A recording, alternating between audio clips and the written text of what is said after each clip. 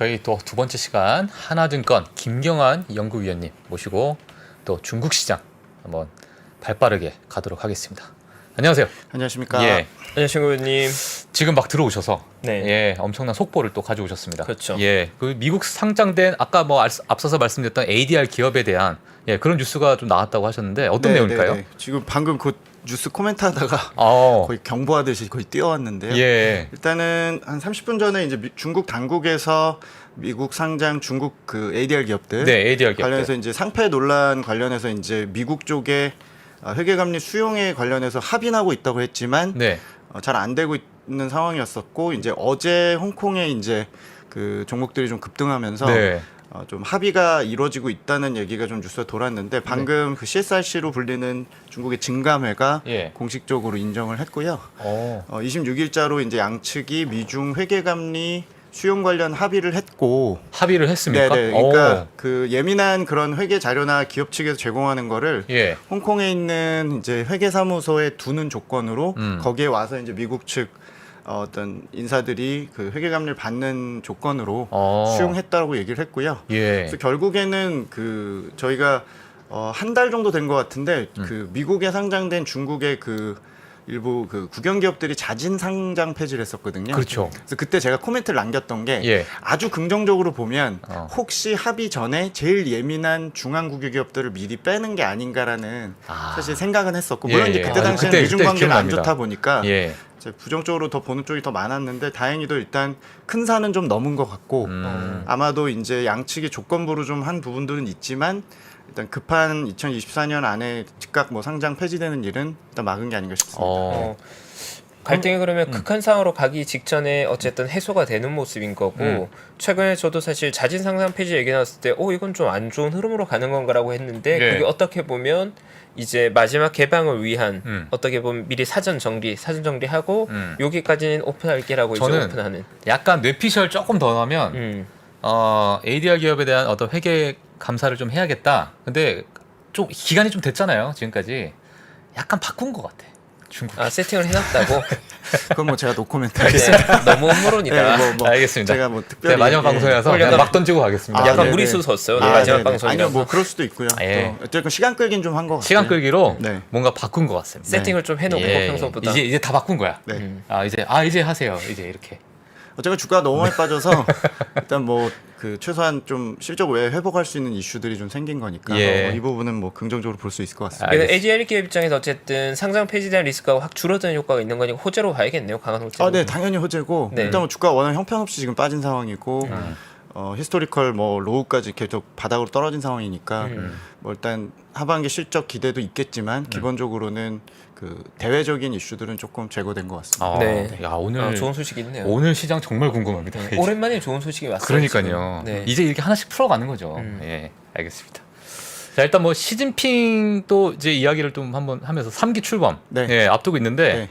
이제 한 3개월 정도 남았잖아요. 그렇죠. 예, 이제 앞으로 뭐 어떻게 또 저희가 투자를 해야 될지. 일단 오늘은 제가 좀 낙식성이긴 한데 네. 시진핑 주석의 약간 국정 지지율을 좀 보여드리고자 어. 그걸 대리로 좀 볼 수 있는 지표를 좋습니다. 예. 낙식성으로 갖고 왔고요. 예, 이렇게 가야 됩니다. 낚시 예. 좋아합니다. 낚시 네. 좋아합니다. 예. 네, 그 앞단에 좀 말씀드리고 싶은 거는 지금 그림을 좀 장표를 띄워놓고 좀 보여드리고 싶은 게 이제 그 그림 왼쪽 그림을 좀 보여주시면 일단 이게 이제 대출 데이터예요. 그래서 시진핑 뭐 V3.0이라고 그래서 이제 3기 지도부 출범한다고 제가 좀 그림을 갖고 왔는데 주도주가 뭐냐에 대한 부분인데 물론 지금까지 이제 흐름을 좀 보여주는 건데 보시는 왼쪽 그림 뭐냐면 중국 금융기관에서 제조업 서비스업 부동산으로 대출이 나가는 대출 증가율을 좀 보여드리는 건데 지난 2016년부터 수직으로 떨어지고 있는 거는 부동산 관련 대출이고요.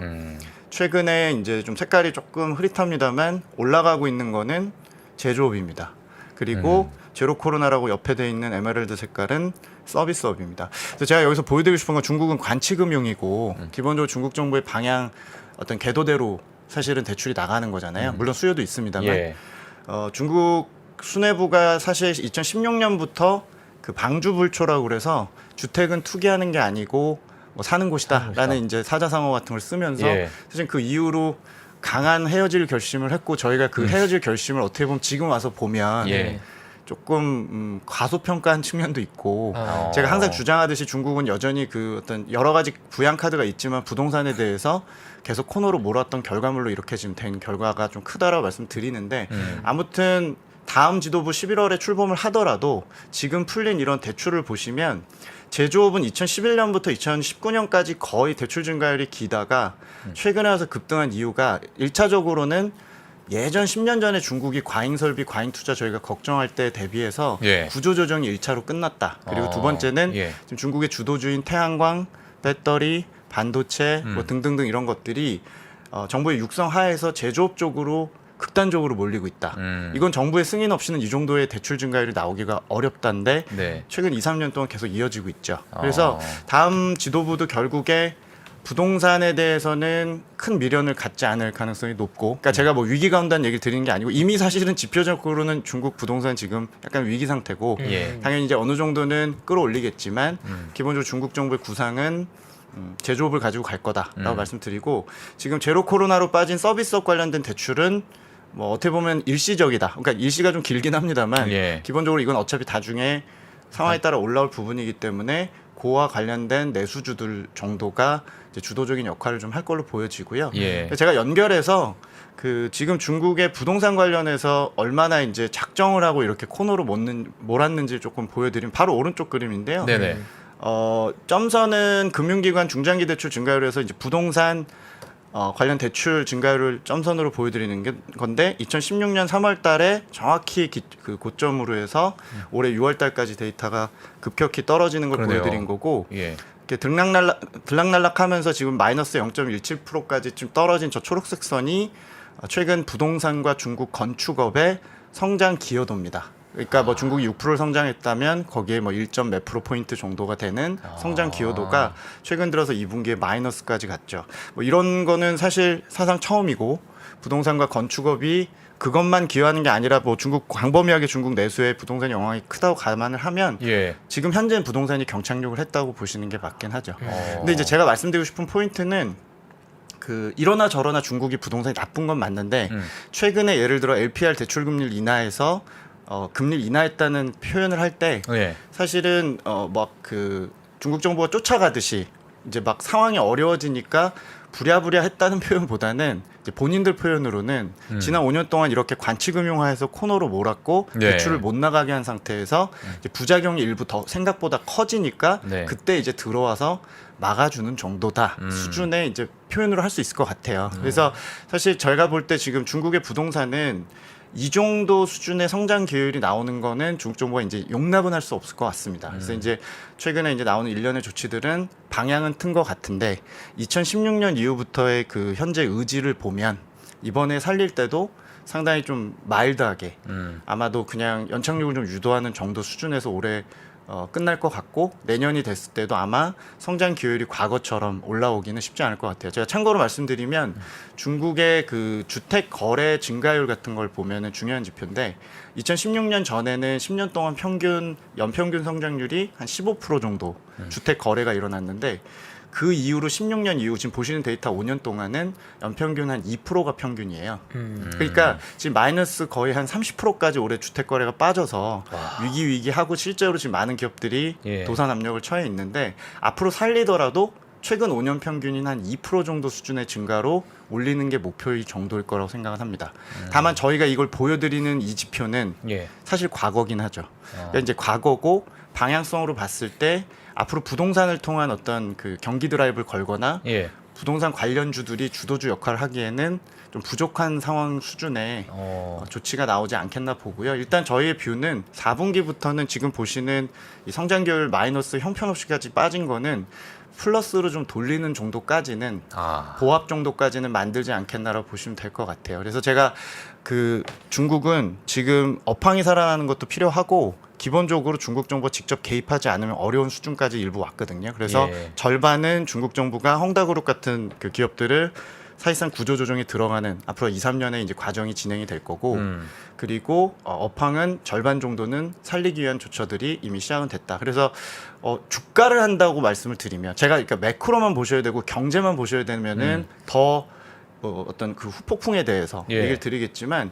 금융 시스템 리스크로 안 간다고 저희는 보고 있고 통제된 위험으로 좀 보여드린다는 얘기이기 때문에 주가는 연말에 이게 그 성장 기여도와 플러스만 보합권으로만 오더라도 아마 잊으실 가능성이 굉장히 높다고 생각을 합니다. 어차피 저희는 부동산주나 혹은 부동산 연계 산업들을 예. 아쉽지만 이제 중국의 시멘트 경제의 수요를 베팅하기는 좀 어려울 것 같고 예. 작년처럼 철강을 투자하거나 중국의 여러 가지 운임을 보시거나 할 때는 수요 쪽보다는 역시 공급을 얼마나 축소하느냐, 예. 탈탄소를 얼마나 하느냐를 보시는 방향으로 가서 제가 좀 자극적이지만 시진핑 3기 지도부는 안녕 부동산, 안녕 제조업 이렇게 이제 평가를 하는 게 주도주는 확실히 이런 이제 변화로 내년까지 조금 흘러갈 걸로 생각을 하고 있습니다. 네. 왜냐면 제가 그 위원님의 자료 보고 그 플로우를 보면서 약간 본질적인 의문이 조금 생긴 게 네. 이제 결국 2008년 리만 사태 때 결국 미국 부동산이 전 세계 글로벌 시장을 망가뜨렸는데 네. 거기에 키를 보면 그 미국의 부동산 시장에 통제가 안 됐고 규제가 안 되기 때문에 막대한 버블이 형성되면서 그 네. 버블이 터지면서 문제가 생겼잖아요. 그 역시나 과거의 위기라고 한 건 통제되지 않은 유동성에 의해서 버블이 형성하고 그게 꺼지는 상황에서 문제가 생긴 건데 저도 이해한 게 중국의 2016년도 디레버리징은 굉장히 격했던 걸로 기억하고 있거든요. 네, 네. 어느 정도는 기업인들이 대출을 해서 주식 투자하면 사용하고 막 이랬던 걸로 알고 있거든요. 네. 레버리지로 투자하거나 레버리지 부동산을 굉장히 강하게 규제했던 거죠. 야. 그러면 그 이후로도 규제의 관리가 계속 있었는데 그런데도 부동산 시장에 실제로 버블이 많이 형성됐던 겁니까? 중국은 그럴 수 없는 구조 아닌가요? 일단 기본적으로는 우리나라 부동산도 그렇지만 기본적으로 가계부채를 아무리 억제하려고 해도 기존에 부채가 많았었던 지방정부와 해먹었던 디벨로퍼들 이런 쪽의 어떤 부채들을 결국에 나눠 갖는다면 어떠한 방식이든 간에 얘네가 찍는 채권을 가게가 사주던 얘네가 어떤 대출에 관련된 걸 다시 상환하려고 할 때 가계에 돈이 들어가든 간에 가계부채로 이전될 수밖에 없고요. 그리고 지난 5년 동안 아무리 중국 정부가 몰아붙였다고 해도 수요 규제는 등락이라는 게 있었기 때문에 제한적으로 계속 살아났다가 죽었다가 하는 과정에서 추세 자체는 내려가는 과정이었고 제가 미국의 리먼 사태랑은 그래도 근본적으로 좀 다르다고 보는 거는 제가 더 낫다는 얘기를 드리는 게 아니라 중국 같은 경우는 시간에 자신이 있기 때문에 듀레이션을 길게 늘어뜨려서 불황이 오더라도 본인들이 생각하는 치명적인 문제를 이제 집중을 하는 경향이 있는데 미국 같은 당시에 가계 구매력이나 가계 어떤 부채 문제 쪽이나 파생 문제 쪽보다는 디벨로퍼 자체가 갖고 있는 주택 재고 문제라든지 디벨로퍼 자체 레버리지 문제를 얼마나 점진적으로 이 버블을 꺼트리냐를 먼저 포커싱을 둔 것 같아요. 물론 그 가운데 중국 가계 버블도 일부 생긴 건 맞습니다만 우리나라의 LTV나 여러 가지 비교해 봤을 때는 글로벌 수준보다는 여전히 LTV가 낮은 상태이기 때문에 포커스를 저는 전후 관계를 디벨로퍼 문제에 맞춰서 5년 동안 몰아붙인 거고 디벨로퍼 문제가 이제 가계까지 일부 확산이 되고 가계 업황이 너무 확 죽어버리니까 이 정도 상황에서는 가계 실수요는 좀 살리는 쪽으로 이제 들어온 거고요. 반면에 지난 5년 전에는 제조업하고 부동산이 과잉 부채 문제로 둘 다 골칫거리였는데 지금 제조업은 일단 떼낸 상태거든요. 일부 살아났고 그럼 이제 부동산만 남은 상태에서 그 가운데 이제 처리 과정, 그러니까 이게 터져야 처리가 되는 상황이고 그 터지는 과정을 중국 정부는 자꾸 점진적으로 접근하다 보니까 이제 문제에 대해서 계속 시장에서 인식을 하시는 거죠. 그래서 저는 기본적으로 중국 정부가 그 부양카드도 다 썼다. 얼마나 심각하면 저렇게 금리를 낮추냐 이런 시각도 있으신데 사실은 제가 이걸 되게 중국 부동산 오래 봤기 때문에 지금 위기가 맞는데 이런 상황에서도 사실은 카드들이 많은데 안 쓰는 게 되게 많아요. 예를 들어 보면 우리나라 뭐 DTI도 있고 LTV도 있고 뭐 여러 가지 대출 규제도 있고 뭐 1주택자, 2주택자 가계 규제도 있는데 중국의 경우는 아시는 대로 태어난 데에서 농촌이면 호적이 거기 픽스가 되고 도시에 와서 호적 가지기가 되게 어려운 호구제도라는 걸 여전히 쓰고 있잖아요. 2012년부터 중국은 아주 강력한 구매 제한 조치를 시행을 해서 이 상해시에서 아무리 웬만큼 오래 살지 않으면 그 본인이 의료보험 기록이나 어떤 이랬던 그게 없으면 이제 집을 못 사게끔 하는 식의 비호적자들이 못 살게 하는 조치를 막아놨어요. 근데 이 조치가 사실은 거의 안 풀리고 있거든요. 이거 풀면 돼요. 이거 풀고 LTV 좀 올려주면 사실 저는 쉽게 살아날 거로 생각해요. 그때 되면 또 문제라고 하시겠죠. 그러니까 제가 하고 싶은 말은 중국 정부는 조금 작정을 5년 동안 한 셈이고 그 작정의 수준이 항상 뭐 예정대로 그렇게 위대하게 그렇게 시장 통제가 다 되지 않기 때문에 오버하는 부분을 그때 들어와서 시장이 생각할 때 항상 조금 늦는 타이밍으로 이제 방어를 하는 거고, 방어의 강도도 예전엔 180도로 이렇게 전환한 거였다면 지금 그런 생각이 없다는 거죠. 그러니까 아마 계속 나오셔서 부동산 얘기 하실 거예요. 내년에도 하실 거예요. 네. 그리고 현지 체감도 굉장히 나쁘다고 느끼신 게 맞고, 제 친구들 통해서 저도 들어보면 뭐 어떤 지역은 매기가 좀 살지만 3, 4선 지역 같은 경우는 정말 형편없고, 또 지금 문제가 되는 착공해놓고 준공 그냥 못하고 있는 그런 단지 얘기도 정말 많기 때문에 이거 해결 과정 제가 보기엔 한 1, 2년 걸리거든요. 근데 제가 말씀드리고 싶은 건 주가라는 건 이미 많이 빠진 상태고, 특히 홍콩 증시 보시면 저는 최근 한 2달의 그 조정은 은행이나 시클리컬, 건축, 부동산 다 모두 다 부동산이 흡수했다고 보는데, 저는 주가 측면에서 보면 이게 다음 단계는 시스템 리스크거나 정부가 통제를 못하거나 금융권의 부채가 훨씬 더 커져서 이거를 못 막는 쪽이거나 개입을 아예 안 하는 수준일 때는 더 빠져야 되는데 그럴 가능성은 굉장히 낮고 이미 선언을 좀 했다는 부분을 말씀을 드리는 거고, 단지 예전 한 20년 전에 금융위기도 중국이 있었는데 그때는 은행을 문제가 크니까 중앙정부가 나서서 그냥 선언을 했거든요. 이거 배드뱅크 도입하겠다고. 지금은 중앙이 계속 5년째 지금 이걸 해온 게 있기 때문에 중앙이 나서는 척을 못 하는 거예요. 중앙은 그냥 금리 인하를 하고 계도를 할 뿐이고 지방이 알아서 각자 커스터마이즈해서 하다 보니까 이 과정이 아마 내년까지도 중국은 문제가 커라고 계속 보실 텐데, 제가 보기에는 그런 단계에서 몇 개 기업들이 망하는 과정의 수습과 이 과정이 반복이 되면서 과거보다 이렇게 V자로 올라올 리는 없지만 전체적으로 연착륙만 하게 되면 주가는 어차피 주도주가 바뀌었기 때문에 전체적으로 시스템 리스크를 이미 거의 반영한 수준 정도의 가격에서 반등할 가능성이 높다고 보는 거고, 어차피 제가 주도주 말씀드린 대로 제조업이거나 혹은 이번에 좀 회복할 수 있는 플랫폼이나 뭐 또 소비 쪽이 될 수도 있으니 아마 좀 잊혀질 가능성이 높다는 얘기를 제가 결론적으로 좀 드리고 싶습니다. 그리고 제가 사실은 그 아까 저기 시진핑 지지율 예, 좀 말씀을 드렸는데 네. 그 데이터도 직접 바로 보여드릴게요. 아, 예. 네, 시간 관계상 그러니까 별건 아니에요. 그냥 금리예요. 금리인데 그 보시는 장표의 왼쪽 그림인데 보시는 점선이 중국의 국채 10년물 금리입니다. 미중 금리 차 이런 거 뭐 얘기 나올 때 많이 나오는 중국의 10년물 국채 금리고요. 굉장히 최근에 많이 이렇게 떨어지는 걸 보실 수가 있고, 네. 제가 그 중국 경제정책 불확실성 지수라는 거는 글로벌로 발표해서 블룸버그에서 제가 확인이 가능한데 나쁜 뉴스들이 많이 나오거나 경제 정책에 대한 신뢰도가 떨어질 때 해당 지표는 올라가는데 제가 역축으로 그렸습니다. 금리가 떨어지는 거랑 같이 가게 하려고요. 원래는 위로 올라가야 되는 건데 예. 제가 이제 그림을 뒤집어서 그린 네네. 거죠. 그러니까 경제 정책 불확실성이 말하자면 올라갈 때 그리고 정책에 대한 신뢰도가 떨어질 때 사실은 장기 금리는 하락하는 모습을 보이는 건데요. 이제 왠지 말씀을 당연히 드리면 아까 중장기 대출 보여드린 거랑 되게 비슷한데 오른쪽에 보시면 이제 중장기 대출 그림도 제가 좀 갖다 놨는데요. 최근에 중국 정부가 사실 돈을 엄청 풀었거든요. 상반기에 푼 돈도 상당히 많은데 불구하고 중장기 대출이 최근 1년 동안 거의 수직 낙하하듯이 떨어집니다. 가계하고 기업의 대출.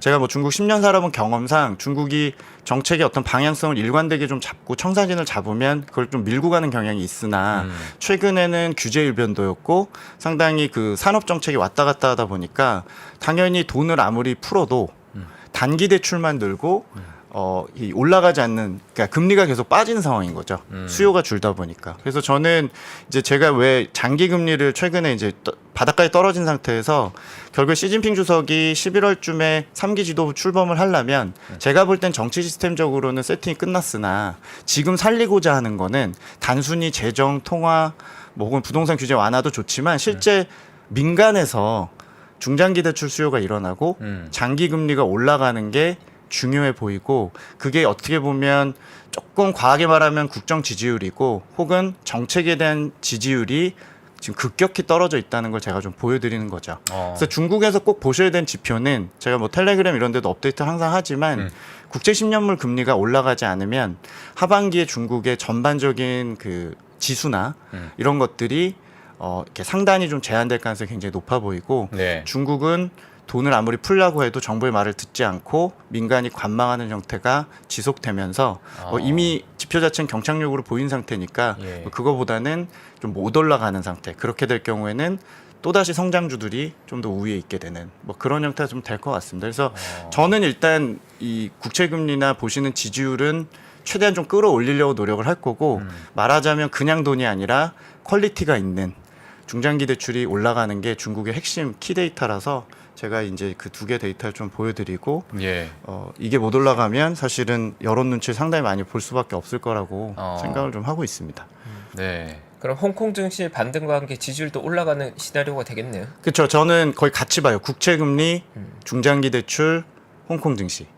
본토 증시는 아예 걱정 안 합니다. 저는 본토 증시는 사실 그냥 수급 다툼이고 수급 간의 어떤 이슈고 실적 이슈라서 크게 이제 상관없는데 홍콩 증시가 지금 지나치게 많이 빠졌고 예. 최근에 저희가 코멘트한 것도 항생 H 기준으로 지금 거의 뭐 또 6천선 위협받는 거 아니냐 이랬는데 다행히 일단 하단을 조금 올려놨는데 일단 중장기 금리가 오르고 중장기 대출이 늘면 홍콩 증시는 자연스럽게 올라갈 거로 생각을 좀 갖고 있어서 홍콩 증시를 바로미터로 보시는 것도 좀 좋은 방법인 것 같아요. 왜냐 그리고 제가 궁금한 게 그 저희는 증권사 연합에서는 그 ELS라는 자산을 많이 다루거든요. 증권사에서는. ELS. 근데 ELS 기조자산으로 홍콩 H 지수를 많이 쓰다 보니까 홍콩 지수도 많이 보는데 HSCI 이런 게 예전에 보통 10,000 정도가 기준선이었잖아요. 근데 지금 요즘 7,000 언더 계속 하고 있는데 네. 예전이 밸류가 비쌌던 거로 봐야 되나 아니면 지금이 밸류가 너무 언더밸류로 봐야 되는 건가요? 지금이 너무 언더밸류가 맞죠. 네. 그러니까 2018년부터 그 밸류가 계속 계단식으로 떨어지고 있는 건데 네. 뭐 당연히 부정할 수 없는 게 2018년부터 무역 전쟁을 제일 많이 민감하게 반영한 시장이고 유럽 자금이나 미국계 자금이 많고 또 체제가 바뀌는 그러니까 체제는 물론 바뀌었었지만 아시안 19년에 민주화 사태 이슈도 있었고 또 시가총액 구조가 홍콩이 서비스업이 많다 보니까 대부분 부동산 금융 뭐 소비 쪽에 이런 규제 산업들이 본토보다 더 피해를 받았고 얼마 전에 중국 그 H 지수도 거래 대금이 연중 최저까지 떨어졌었거든요. 사실 좋은 주식 되게 많아요. 저희가 인정하는 게 기본적으로 뭐 헬스케어 쪽도 그렇고 플랫폼 기업들도 그렇고 당연히 좋은 기업들이고 당연히 시장에서 걱정이신 거는 정부가 망치는 것 같다라고 하실 수는 있겠지만 기본적으로 주가라는 게 결과적으로는 또 싼 것도 메리트일 수 있는데 저는 그 아까 10,000포인트 말씀드렸지만 지금 현재 그 한 7,200선이 PBR 1배 정도 되거든요. 그러니까 H 지수가 지금 현재 오늘자로 6,800 정도 됐었는데 이미 0.9배 정도 수준인데요. 뭐 지나치다고 생각을 합니다. 뭐 여기서 더 내려가는 거는 과거 이제 어떤 금융위기나 혹은 더 부정적으로 보시는 분들은 부동산 위기 이런 걸 반영했다고 보는데 지금까지 아까 보여드린 그런 작정하고 5년 동안 몰아붙였던 부동산에 대한 침체는 이미 주가에 다 반영돼 있다고 생각을 해요. 앞으로 올리는 건 당연히 물론 뭐 어떤 실적이나 이런 거겠지만 제가 볼 때는 지금 밸류보다는 8,9천 선에 있는 게 사실은 맞는다고 생각은 합니다. 근데 뭐 이건 저희가 뭐 5년째 저희도 틀린 부분이 있고 일부 사이클이 그랬었는데 하나만 마지막으로 말씀드리고 싶은 거는 홍콩 네. 관련해서는 미국 긴축 사이클 때 의외로 홍콩 시장은 사실은 항상 아웃퍼폼하긴 했습니다. 그러니까 원래 패가 돼 있고 네. 기본적으로 지금 이제 뭐 미국하고 악재만 받는 것처럼 보이시지만 내년까지는 저희가 뭐 일부 탈출할 수 있는 기회든 혹은 일부 개별 종목으로 좀 넘어가야 되겠다. 워낙 홍콩 쪽도 험하게 저희가 그 투자자들이 고생을 하셨기 때문에 내년까지 저는 아까 장기 금리가 그렇게 더 내려간다고 보지 않고 있고 중장기 대출도 결정권 완만하게나마 올라갈 수 있다고 보고 부동산도 어차피 지금 이미 경착륙을 한 실물 지표 측면에서 보면 주가의 영향은 이미 계속 작아지고 있다고 보고 있기 때문에 일단 뭐 제가 공격적인 비중 확대를 하면 또 막 댓글들이 안 좋을 것 같고 기본적으로는 돈을 풀고 주가가 싼 쪽으로 돈들은 갈 가능성은 전 높다고 봐요. 그리고 여러 가지 제약 요인들이 좀씩 제거가 되면 기본적으로 홍콩은 어차피 항생 테크 이런 게 탄력적이겠습니다만 항생 H도 지금보다는 저희 전망치는 거의 9,000선 정도 일단 올해 하반기 뒀었거든요. 그래서 그렇게 바라보고 있기 때문에 이번 2차 조정이 또 한 번 왔지만 기본적으로 다시 한번 오를 걸로 생각하고요. 하단은 저희가 6,800 정도 제시했었는데 뭐 계속 지킬 걸로 생각은 하고 있습니다. 이게 사실 그 투자의 경험이 많지 않은 분들께서 편하게 접근할 수 있는 것 중에 하나가 인덱스 투자가 투자하기 좋은 투자 대상이거든요. 네. 미국의 S&P 500이나 스파이 뭐 한국의 이런 거. 코스피나 근데 저는 저희 눈에도 사실 위원님 말씀해 주신 것처럼 홍콩 H 지수가 제가 경험한 지난 10년간 가장 싸 보이거든요. 가장 저렴해 보이거든요. 근데 이제 반등의 계기가 언제 올지 모르겠지만 가격 자체는 저도 너무 낮은 것 같아서 그런 의견을 자꾸 좀 근데 홍콩 여쭤보고 항생이 싶더라고요. 원래 한번 들어가게 되면 확 또 뛰어오르는 변동성이 많이 크죠. 크지 네. 않나요? 근데 예전에도- 거의 근데 최근에는 그래도 지난 20년 보면은 항상 많이 빠졌다가도 한 2년씩 뽑고 그랬었거든요. 가장 가깝게는 16, 17년에 굉장히 많이 그때 올랐는데 6,500에서 13,000 갔었잖아요. 네네, 쉽게 갑니다. 두배 두 배. 갔어요. 금융주들도 워낙 인덱스 또 많이 투자인데 오르고 이게 해서 생각보다 변동성이 크다 보니까 어. 물론 뭐 리스크하다고 느낀 분도 있겠지만 인덱스는 기본적으로 사실 회복력이 있거든요. 예. 장기적으로 봤을 때는. 네. 어. 그래서 저도 사실 전 퇴직연금 같은 곳에 홍콩 H 지수나 뭐 항생 테크 ETF 이런 것들은 좀 비중을 늘리고 있는 입장이라서 저도 겸사겸사. 저도 늘리고 있습니다. 네. 제 퇴직연금 쪽에 든든합니다. 저희가 직접 투자 잘 안 하니까. 예. 네. 근데 그 물량이 좀 많았어요. 지난 5년 동안 사실은 유통시장은 그렇지만 발행시장은 글로벌 탑이었습니다. 발행 어마어마하겠죠. 그러니까 수급은 저렇게 좀 얇은데 좀 시장을 좀 괴롭힌 측면도 좀 있어요. 그래서 뭐 발행은 앞으로 좀 계속 되겠죠. 근데 네. 지금처럼 ADR이 당장 즉각 상패가 아니어서 즉각 이게 몰려올 일이 아니라고 가정하면 전체적으로 수급이 지금 바닥인 상황에서는 조금 뭐 더 나쁘게 보실 필요는 없다라는 게 예, 제 그러면 뭐 반등 생각입니다. 시점을 좀 보기가 좀 그렇겠지만은 뭐 앞으로는 그래도 뭐 어느 정도 기간을 좀 보고 계시나요? 저희가 일단 7, 8월 달은 실적 시즌 관통하면서 본토든 홍콩은 뭐 이렇게 빠지진 몰랐어요. 더 예. 저는 그 좀 더 버틸 줄 알았는데 예. 어쨌건 7, 8월 지나서 9월, 10월 이제 이번 실적 끝나고 지금 말씀드리진 못했지만 중국 보실 때 IT 수요 이런 거 볼 때도 크레딧 임펄스라고 그래갖고 중국의 유동성 증가를 보시는데요. 다음 달하고 다다음 달 반등이 예상이 됩니다. 요게 올라가면은 뭐 지수는 무조건 올라가는 거고요. 예. 그래서 이제 그 관련해서 저희가 9월하고 10월은 홍콩이 조금 본토 대비 가격 차도 지금 올해 들어서 거의 두 번째로 제일 많이 본토랑 벌어졌거든요. 같은 주식인데 예. AH 뭐 이렇게 보는 예, 게 예, 있는데 예. 그래서 저는 일단 기술적으로도 9월 달은 홍콩이 조금 아웃퍼폼한다 보고 기간은 저희가 미국이 이제 금리 인상 사이클이 있기 때문에 뭐 내년 1분기까지는 계속 변동성은 있는데 하단은 좀 높일 수 있다고 보고 기간 내년 상반기까지 좀 널찍하게 잡으시는 전략이 좀 필요할 것 같아요. 아, 내년 상반기까지 하신다면. 네. 알겠습니다. 네, 자, 일단은 홍콩 증시까지. 네, 그래서 뭐 시진핑 3기 부동산 또 홍콩 증시까지. 네, 이렇게 저희가 또 한번 봤는데 제가 텔레그램 열심히 보고 있습니다. 예, 많이 공부하고 있고. 위원님 텔레그램 설마 구독자분들 아마 다들 알고 계시긴 할 건데 예, 한번 뭐 누구나 들어갈 수 있을까요? 예. 혹시나 중국 시장 업데이트 필요한 분들은 네이버에 어떻게 쳐야 되죠? 네이버에서 하나 김경- 차이나 네. 차이나 치시면 돼요. 하나 차이나 영문으로. 영문으로요? 예, 그러니까 어. 하나 차이나. 그냥 예, 한글로 요즘은 김경화 위원님 텔레그램 이렇게 해도 네이버 블로그에 예, 나오긴 할 겁니다. 네. 제가 뭐 그냥 워낙 양으로 승부하니까. 위원님 성함 치고 텔레그램 치면 요즘은 다 예. 링크를 다 주고 예. 있어요. 예. 저는 뭐 매일 보는 곳이라서 그러니까요. 당연히 구독자분들 들어가 계시겠지만 필요한 분들은 예. 꼭 뭐 회비 이런 거 없습니다. 없습니다. 네. 누구나 다 오픈해 주세요. 가장 좋은 건 뭐냐면 네. 뉴스를 보고 코멘트를 꼭 달아주십니다. 그렇죠. 예. 중국 최고의 전문가가 거기에서 딱, 모두 다 정보를 예, 나눠주죠. 본인의 생각을. 아닙니다. 네. 네. 예, 알겠습니다. 감사합니다. 네, 자 오늘 두 번째 시간 또 하나증권 김경환 연구위원님과 함께 또 중국의 깊은 그러한 또 인사이트를 듣게 되었습니다. 다음에 또 뵙도록 하겠습니다. 감사합니다. 감사합니다. 네. 감사합니다, 위원님. 네. 저희 김경환 위원님과 중국 시장 얘기 나눠봤고요. 개인적으로 요즘 중국 시장 관심을 지속적으로 가져야 될 필요가 있다고 생각합니다. 이제 우리가 2008년 리만 사태 때도 보면 미국의 부동산 문제가 글로벌 시스템 리스크로 확산됐었는데 지금 2022년은 그러한 시스템 리스크가 온다면 거기에 원인이 중국의 부동산 문제일 수도 있다는 경고음이 계속 나오고 있거든요. 네. 그러니까 두 가지의 성격이 약간 다른 게 우리가 보통 2008년 리만 사태 미국의 부동산 문제를 우리가 블랙스완이라는 표현을 많이 썼습니다. 블랙스완.